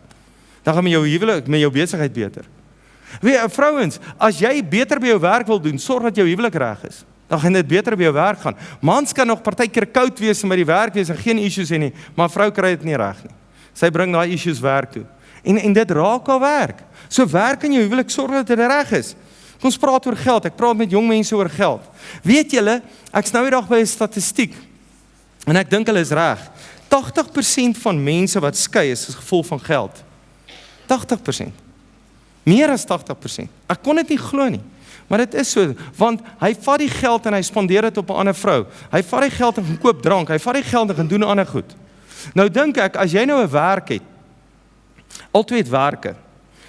My vrou kyk nie my rekening, maar sy het al my rekeningsstaf. Ek weet wat in haar rekening aan, gaan sy kom en sê vir my, luister, dis wat dit is. Ek traai help haar met goeders, ons het 'n budget wat werk, maar ek dink jy kan nie werk. Sy moet kan werk en haar eie geld kan hê. En weet wat baie keer gebeur, die man kom en sê, ek het 'n kollega gehad en sê, nee, ons het nie geld nie, ons is so arm en ons het nie geld nie. Dan wil sy gordyne koop. Man, ons het nie geld, daar's niks fout met daai gordyne nie. En dan sê die vrou, daai gordyne is al 30 jaar oud. Man, daar's niks fout daarmee nie, ons het nie geld vir dit nie. Ons het nie geld vir my uit eet nie, ons het geld om vakansie te hou nie. Volgende oomblik, dan koop hy budgiehokke. Dan gaan koop hy budgies. Nou begin hy met budgies boer, dan sê die vrou, maar, hoe werk dit? Ons het nie geld nie, maar hy koop 'n bottel ram van R300. Ons het nie geld nie, maar ons het nie geld nie. Waar gaan ek sigarette kry? Ons het nie geld nie. Jy lieg. En dit is goed wat die vrou raak. Sy's nie dom nie. En luister, moenie geld gebruik om te manipuleer nie. En kan ek 'n ander ding vir julle sê, of jy nou daarvan hou of nie, as jy wil hê finansiëel beter gaan, begin jou 10de te gee vir God. Bring jou 10de, dan sien jy God jou seën. Maar jy doen dit nie. Begin dit doen, dit wat die Here sê. Luister. Nou, weer eens, met geld, ons moet saamwerk, dis 'n spanwerk. Maar kom ek nou iets anders te sê, en my tyd is nou besig om uit te loop, ek is amper klaar. Ons sê die hele tyd, ons is spanwerk, en die vrou moet kom en onderdanig wees, dan sê vers 21, wees aan mekaar onderdanig. Dit was een van die grootste voorbeelde. In 1995 wen ons die wêreld rugbybeker. Kan julle dit onthou? Julle onthou, ons almal was baie happy geweest. Weet julle wat het daai laaste minuut gebeur? François Pinaar het gesê, pas die bal uit na die vleuel toe, laat hy gaan hardloop. En toe hy, wat is die ou wat die skepskop geskop het? Wie? Joel Stransky. Maar hy het nie geluister vir die kaptein nie, en toe hy daai bal vat toe 'n skepskop, en daar wen ons met 'n skepskop. As gevolg daarvan. Kom ek wys jou skrif, Matteus 27 vers 19. Onthou, in die Bybel word 'n vrou nie genoem nie. Vrou het eintlik nie plek nie, Jesus het daar plek om herstel. Maar vers 19 sê, terwyl Pilatus op die regbank sit, het sy vrou vir hom 'n boodskap gestuur. Die feit dat die vrou genoem word in die Bybel is baie belangrik. So God lê klem hierop en sê, moet tog niks met daardie onskuldige man te doen hê nie, want ek het vannag 'n vreeslike droom oor hom gehad. So God gebruik Pilatus se vrou om hom te waarsku. Nou ek nou vir julle sê, as my vrou sê, Johan, moenie daai ding sê nie, dan weet ek moet my bek hou. As sy vir my sê, los daai mense uit, dan weet ek moet stil bly. Dit raak oor mense. Manne, moenie so slim wees, dat, niemand sê vir my nie. Luister bietjie vir jou vrou. Luister vir jou vrou. Nou sê ek nie, jy moet 'n papart wees nie. Ek dink 'n vrou wil hê, jy moet goed doen. Jy moet iets onthou, jy's verlosser. Wat het Christus gedoen? Hy het eerste sy liefde bewys. Jy moet kom en sê, my vrou, kom ons gaan op 'n date, man. Kom vanaand eet ons uit. 'n vrou hou daarvan dat 'n man insinieer, dat 'n man kom en 'n ding doen. Man sê, man, kom ek vat jou uit. Man, gaan koop jou 'n lekker rok. Dan moet jy nie sê, wat's fout met die rok nie? Jy moet sê, man, my man het my lief. Dit wat hy praat is uit liefde uit. Jy kom en jy wees Christus. Jy doen dit eerste. Hy doen dit eerste. Ek dink ons moet hierdie enetjie lees. Spreuke 5. Hoekom vind jy 'n ander vrou? Hoekom kry jy dit reg, dat jy skielik 'n ander man sien en 'n ander vrou sien? Kom ek vertel gou eers hierdie storie vir jou. As 'n ou in ons vorige gemeente, hy het vir Oud Mutual gewerk, hy gaan Londen toe, hy vertel die storie, hulle is 500 mense reg oor die wêreld daar. Hy sê, almal drink, hulle party, dan gaan iets vreeslik, hy wil nie, hy staan met 'n water daarso. Hy sê, Here, jy moet een ander Christen wees in die plek. Ek kan nie die enigste Christen wees nie. Hy sê die volgende, maar kyk hy daar in die saal agter staan 'n ou so een kant. Nou werk hy om tussen die mense deur, hy kom daar met die ou en sê, hoor ek is so en so van Suid-Afrika, hy is van Nieu-Seeland, die ou als begin sommer net te praat. Volgende oomblik sê die ou vir hom, ken jy Jesus Christus? En daar begin die ou om te evangeliseer. Hy bars uit van die lag, hy sê, prys die Here, ek is man van die Here. Weet jy wat gebeur? Gees vind gees. Spirit. Hoekom kry jy dit, dat egbrekers in 'n gehoor kan sit en mekaar kan vind? It's spirit. So kom ons lees Spreuke 5. My seun, slaan ag op die wysheid wat ek jou leer. Luister na my goeie raad. Vanaand het God vir jou goeie raad. Luister daarna. Dan sal jy self ook met oorleg kan optree, met wysheid kan optree en met die nodige kennis praat. Die slegte vrou se lippe drup van die heuning. Haar tong is gladder as olie. Maar agterna is alles so bitter soos wild bitter. Sy is so gevaarlik, soos die skerpste swaard. Ouens, kan ek vir jou sê, in die begin dra sy nuwe panties, later dra sy ook ou panties. Haar pad is die van die dood. Elke dag saam met haar bring die ondergang nader. Sy hou jou weg van die pad van die lewe af. Sy laat jou dwaal en jy weet dit nie. Luister na my seun, bly weg by wat ek jou sê. Bly weg van haar af. Moenie naby haar huise deurkom nie. Met ander woorde, moenie vir haar WhatsApp stuur nie. Moenie haar Facebook message stuur nie. Moenie die goeters doen nie. Bly weg van haar deur af. Dat jy nie jou mooiste jare verspil nie, jou beste jare aan 'n hartlose mens gee nie. Dat vreemdes hulle nie vol eet van die vrug van jou arbeid nie, want onthou, haar kinders gaan jou erfgeld vat. Moenie dat dit waarvoor jy gewerk het in die huis van 'n ander beland nie. Jy sal lê en kreun as jou einde nader, met vleis aan jou liggaam wegvreet, en jy sal sê, ek het my opvoeding versmaai, ek het my nie gesteer aan die onderrig nie. As ek maar geluister het na my leermeesters, na my pastoor, en my ore oopgemaak het, toe hulle my geleer het, my ore oopgemaak het, toe ek met jou praat hieroor, en geluister het. As jy maar geluister het, hier sit ek nou in die grootste ellende van die oë van almal. Jy het tog self 'n vrou, en nou is dit baie belangrik. Jy het tog self 'n vrou, jy het tog self 'n put met water. Drink die strome uit jou eie fontein uit. Drink die strome. Drink uit haar uit. Moet jou fonteine dan ook die wêreld vol loop. Jou strome water oral heen vloei. Moet sy hulp gaan kry by ander mans. Moet sy na ander mans toe gaan. Jy moet haar bevredig. Jy moet jou kant bring. Hulle is tog net joune, en jy sal hulle nie met ander wil deel nie. Sing die lof van jou eie fontein. Wat sê jy oor jou vrou? Wat praat jy oor jou vrou? Praat jy goed? Verheug jy oor jou eie vrou? So vol liefde, so mooi soos 'n takbok, soos 'n ribbok. Geniet voluit van haar liefkosing. Laat dit jou deurentyd bedwelm. Daai liefkosing is, die ou vertaling gaan kyk, hy sê, geniet die borste van jou vrou. Wie jy vrouens, die statistiek bewys, as 'n man 5 minute 'n dag na sy vrou se borste kyk, verlaag sy kans vir hartaanval met 50%. Die dokter skud sy kop. My vrou sê, is 'n storie wat ek opmaak. Dit is 'n goeie statistiek. Draai dit, ek dink dit werk. Waarom sou jy jou laat bedwelm deur 'n slegte vrou? My seun, waarom sou jy in die arms van 'n ander vrou lê? 'n Mens se lewe lê oop voor die Here. Ouens, jy kan niks van God wegsteek nie. Elke tree wat jy gee, sien hy.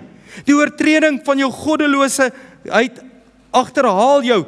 Hy dra jou vas in sy sonde. Hy sterf deur sy gebrek aan selfbeheersing, sy dwaasheid het op die verkeerde pad gebring. Luister hy laaste sin. Hy sterf deur sy gebrek aan selfbeheersing. Jy moet jouself beheers. Luister, as ek by berading kom, dan lieg hulle vir my. Almal van hulle.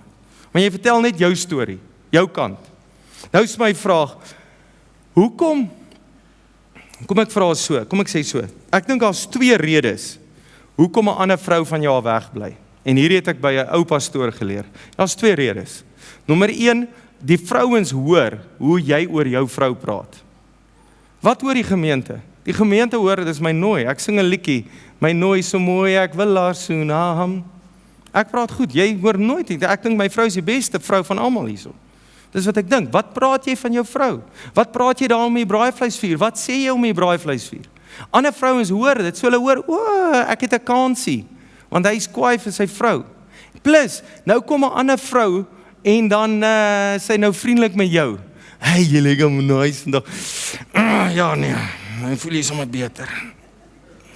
Nou voel jy soos 'n man. En dan sien sy dit raak. So hoe behandel jy? Sê vir haar, luister, don't touch. Bly weg. Los my uit, bitch, ek het 'n vrou. Wat sê jy vir haar? So hoe behandel jy haar? So mense kom sê, pastoor, ek kon myself nie help nie. 'n Klip is nie 'n man nie. Jy weet, 'n man is nie 'n klip nie. Klip is nie 'n man nie, maar 'n man is ook nie 'n klip nie. Maar kan ek vir jou sê, jy's ook nie 'n dier nie, man. Jy's nie 'n vark nie, jy's nie 'n hond nie. 'n Hond kan homself nie help nie. As hy 'n teef sien wat hier verby hardloop, man, dan kan hy homself nie help nie. Julle ken Reën, wat nou, hier kom 'n een wat verby op hitte. Hy kan homself nie help nie. Jy's nie 'n hond nie, jy's 'n mens. Jy het selfbeheersing. Jy het die gees van selfbeheersing binne in jou. Wat kan sê nee? Bly weg. Bly weg daarvan.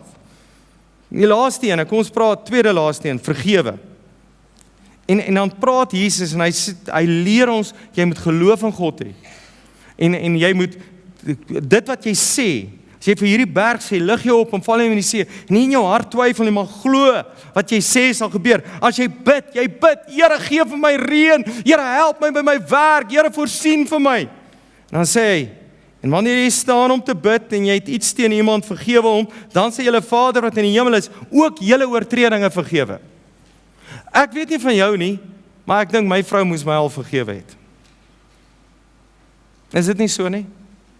En kan ek vir jou sê, mense sê baie keer, ek sal hom vergewe, maar ek sal dit nie vergeet nie. Kan ek vir jou sê, jy lieg.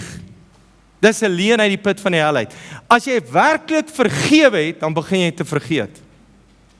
Regte vergewe is vergeet. So ek begin nie daaroor te praat nie, nie. Kan ek vra, hoe het God jou vergewe? Hoe het God jou vergewe?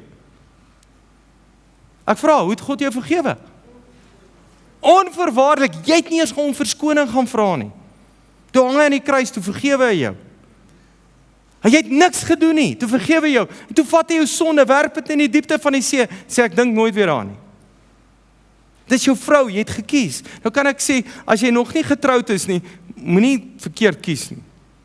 Klim uit die bus uit. Moenie in die span deel wees nie. Maar jy het gekies om deel van daai span te wees. So jy moet vergewe en jy sê, luister, ons praat nie weer daaroor nie. Praat nie oor nie. Nou kom ek 'n ander ding sê, 'n laaste ding. Kinders.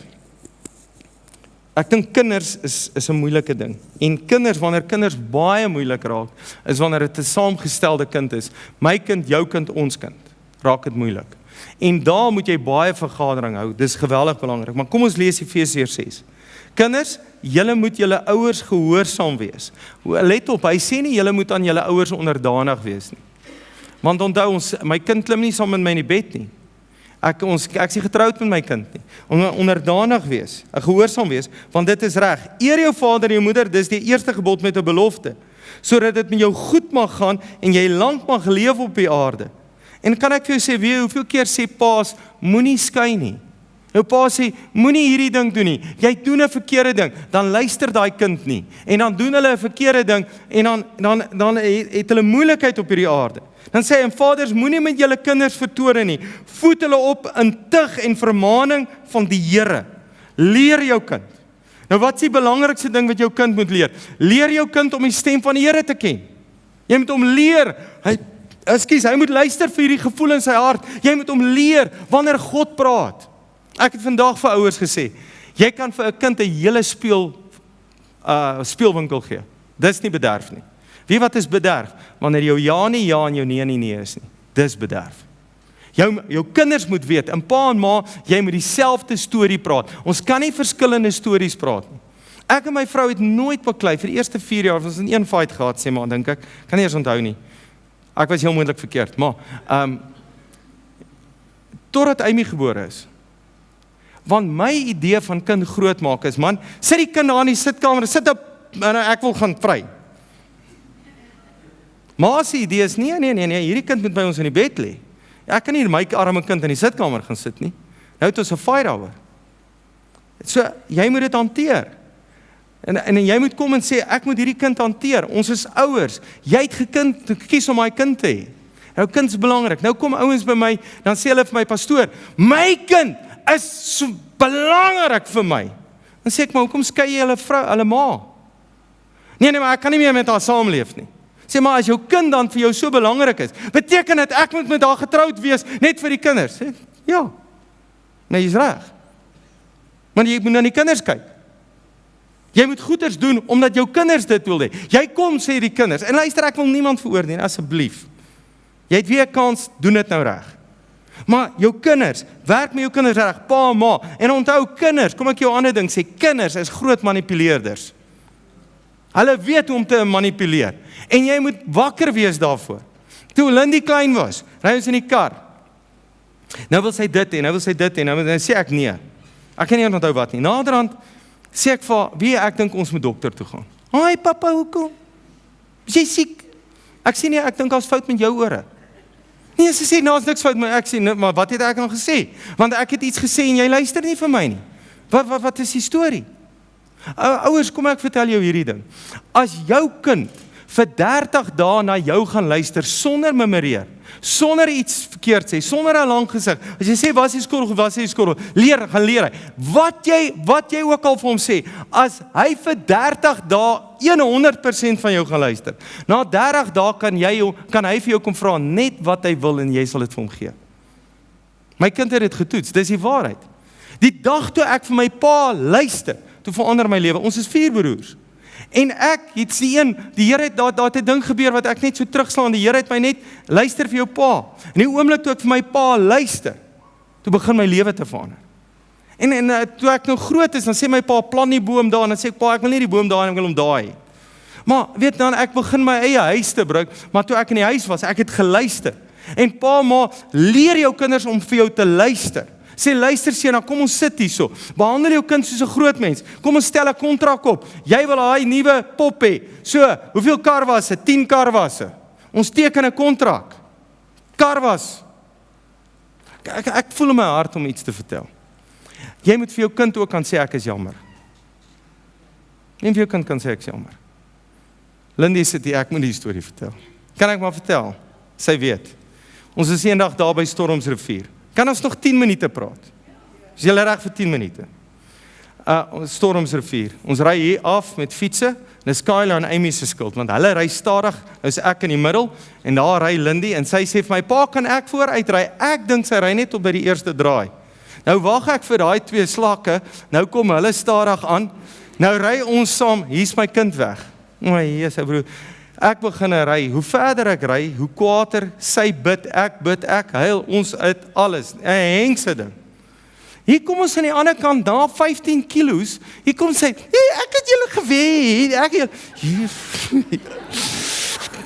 ek is so kwaad, ek buig haar hendels, nee, want ek het al begrafnis begin hou, my maat, jy weet, my kop hardloop weg met my, en net op baie oomblik, sê as sy pa is kwaad vir jou, en toe sy met my wil praat, ignoreer ek haar, kyk weg. En sy begin bitterlik te ween. Sy sê, pa slaan my. Ek sê vir haar die woord, ek sê, jy het vandag sy hele lekker opgevoed, is jou skuld. Wat ek vir haar sê. Ek behandel haar soos 'n hond, want ek slaan haar nou met my woorde, ek beledig haar. Yes, sy huil, naderhand sy vrede, naderhand ry ons, Kyla sê, ons ry nie voordat sy vrede het nie. Nou is die hele vakansie naderhand, ek druk haar vrede, whatever, daar gaan ons aan. So ek dink is reg, seker 'n jaar, 2-3 jaar daarna speel sy netbal, sy kry nie 'n doel ingegooi nie, sy kry nie goed nie, sy kom by die huis, sy huil stot en traan, sy pa, ek het nie vrymoedigheid nie. Na 3 jaar, huil sy oor daai dag. Wat ek gedoen het, huil sy. Sê, pa, daai dag toe ek vir jou weggery het, daai dag toe jy vir my weggekyk het, ek kan nie daar verbykom nie, ek kan myself nie vergewe nie. Sit ek daar met my kind, toe het ek allemaal iets geleer van berading, ek sê vir haar, kom ons gaan die gees terug na daai oomblik. Ek kyk nou vir jou, kom ek sien jou, pa, ek kyk vir jou, ek is jammer, ek is jammer. En toe kon sy weer netbal speel, en toe sê ek, as vredesoffer, koop ek 'n selfoon vir jou, want sy wou 'n selfoon hê. Ek sal hom betaal, ek koop hom, ek sê vir haar sussie, ek bederf van nie, dis pa se skuld, dis my skuld, ek betaal dit, ek maak dit reg. Ek koop 'n selfoon, ek kan nie eers onthou, S4 of 'n ding of iets. Het ek en jy vrede? Groot vrede. En ons gaan weer fietsry daar. Amy en Lindy, Kyla en Amy gaan nie saam ry, hulle sê hulle ry nie saam nie. Maar ek en sy gaan daar fietsry. Maar kan jy nie sê ek is jammer nie? Kan jy bietjie van jou troontjie afklim en sê, sorry sissa, sorry boeta, ek is jammer. Het jou kind vrymoedigheid om sê, pa, sorry, jy het nou lelik met my gepraat. Sorry pa, dit is nie lekker wat jy gedoen het nie. Kan jy nie gaan regmaak nie? Iets gaan doen? Kan ek vir jou 'n slideshow wys? Hiermee sluit ek af. Ouens kom, dan sê hulle vir my, God is eerste. En dan sit my werk of my vrou, ek dink jou werk is voor jou vrou. Party sê my vrou, ander ouens sê God is eerste, en dan sit my kinders, dan sit plesier, dan sit whatever. Hulle gee hom so 'n lysie. Kan ek vir jou sê, dis verkeerd. Jy dink heeltemal verkeerd. Wie moet dit wees? Dit moet so wees. God is in alles. God is in almal. God is oral. Dis waar ek is. Ek kan vir God niks wegsteek nie. God is daar waar ons gespan is, waar ons saam juig. Dis waar God is. God is daar, die kruis staan, ons staan by die kruis. My gesin staan by die kruis, ons staan nie by die kruis. Dis waar ons is. Dis waar ons by mekaar is, saam is.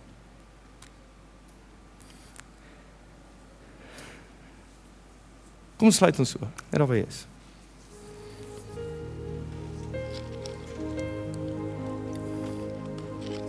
Vader, dankie dat U die huwelik ingestel het en dankie dat U ons gehelp het. Dankie dat jy met vrymoedigheid kan praat en dankie dat ons harte oop is, hierdie woord op vrugbare grond val. Ons net weer hierdie skrifte gaan lees, weer daarna gaan kyk. Here, help ons dat vergaderings hou, ons mooi praat met mekaar. Here, het ons saamgevoeg, het ons gehelp. Ek bid vir paas en maas, help hulle met kinders, help hulle met mense, help hulle wat hier rondom ons gebeur. Dankie dat U ons help. Dankie vir die vrede wat oor ons is. Dankie vir die vrede wat oor ons is. Here, ek bid dat ons altyd in vrede sal slaap en dat U goedheid met ons is. In die naam van Jesus, amen. My vrou, wil jy iets sê of iets doen? Hoor, ek wil afsluit met een dingetjie. As ek 50 jaar getroud is, en ons gaan 50 jaar getroud wees, gaan ons daar sit en die kinders en die kleinkinders, ons gaan 'n foto en ons gaan 'n liedjie speel. So kom hier so my vrou, ek wil hê jy jou vrou vat, opstaan en haar vashou en ons gaan hierdie liedjie speel. As niks beter as liefde. En as die liedjie klaar is, kan ek net gou sê, as die liedjie klaar is, kan jy huis toe gaan. Jy gaan, Melis gaan nou weer vir jou daai nommer WhatsApp. As jy deel van die broadcast groep wil wees, moet jy jou naam na my toe stuur. Dan sit ek jou op die broadcast groep, daai nommer, jy sit fokus deel en dan jou vraag, môre aand praat ons oor die manier hoe God ons by mekaar voeg, saam praat oor seks. So ek wil hê jy moet hier wees, dis belangrik. Nie een van julle gaan dit mis nie, okay, right, kom ons staan op, hou bietjie jou vrou vas, net daar waar jy is.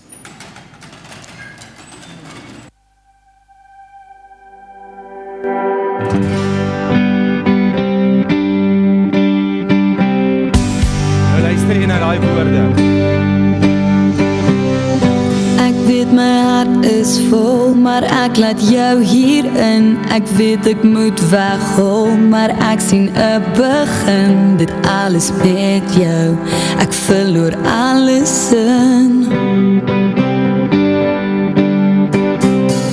Ek het jou nie verwag, ek het jou nie beplan, maar hoe besluit 'n mens waarin jou pad sal gaan? Jy het my gewys hoe jy by my sal staan.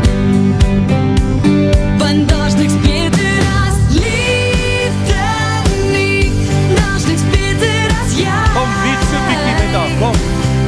En ek weet ek verdien jou nie, maar jy bly nog by my. Ek sien jou, my vrou. En die liefde vergeet jou nie, en dit sal jou nooit onderkry. En ek glo wat ek sê, daar's niks beter, beter as liefde nie. Jy het so mooi gelyk, jy het alles reg gedoen, jy het deur my siel gekyk. Ek wou jou aanhou soen en vir jou wys hoe jy vir my sou val. Kom, soen jou vrou bietjie daar. Kom, ja, soen. Hoe kon jy dit weerhou, dit wat jy vir my voel? Die liefde vrees jou nie, hy word vir jou bedoel. Hy sal jou intrek en jou hart wegspoel. Want daar's niks beter as liefde nie, daar's niks beter as jy. En ek weet ek verdien jou nie, maar jy bly nog by my. En die liefde vergeet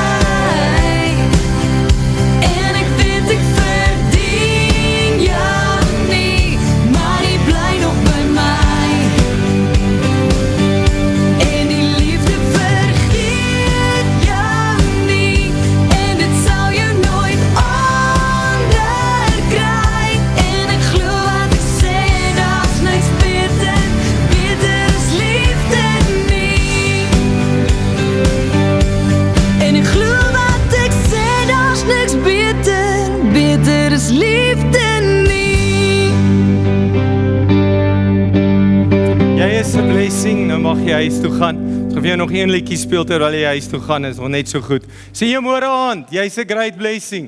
Nou moet jy in vrede gaan slaap, bid daar by jou bed, slaap jy in vrede. Speel hierdie ene.